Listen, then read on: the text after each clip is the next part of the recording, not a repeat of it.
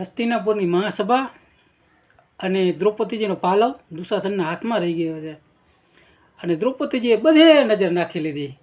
એક બાજુ દાદુ ભીષ્મ નજર ઢાળી ગયા છે અને પાંડવ જેને એક હુંકારથી 10 દિગ્પાળ ગુઠણિયા વાળીને બેસી જાય એવા પાંડવ પણ નજર ઢાળીને બેઠા છે.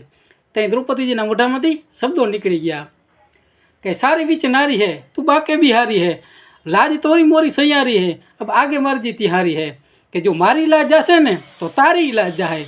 એ વિશ્વાસની વસ્તુ છે. અને તે ભગવાનને નાદ ભૂગ્યો. ભગવાન દ્વારકામાં રૂક્ષ્મણીજી સાથે હિંડોળા ખાટું પર બેઠા છે અને શબ્દો કાને ગયા ન ગયા, નાદ પૂગે ન પૂગે, ત્યાં ભગવાને દોટ કાઢી. રૂક્ષ્મણીજીએ પૂછ્યું મહારાજ શું થયું? પણ મહારાજને કૃષ્ણા શબ્દ બોલ્યા. દ્રૌપદીજીનું બીજું નામ કૃષ્ણા હતું.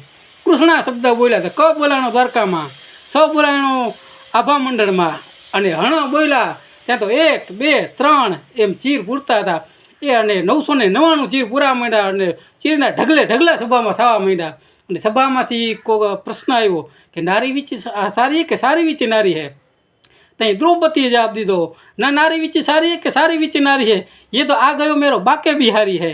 કે હવે તો મારો ભાઈ આવી ગયો, મારો બાપ આવી ગયો. કોના બાપની ત્રવળ છે કે મારો વાણ વાંકો કરીએ. અને એ વિશ્વાસ છે. અને જો હજી વિશ્વાસથી નાદ કરો ને તો હજી કાળીઓ ઠાકર દોડતો આવે. તો દ્વારકાનાથની જય બોલાવીએ અને બોલાવીએ જય મુરલીધર.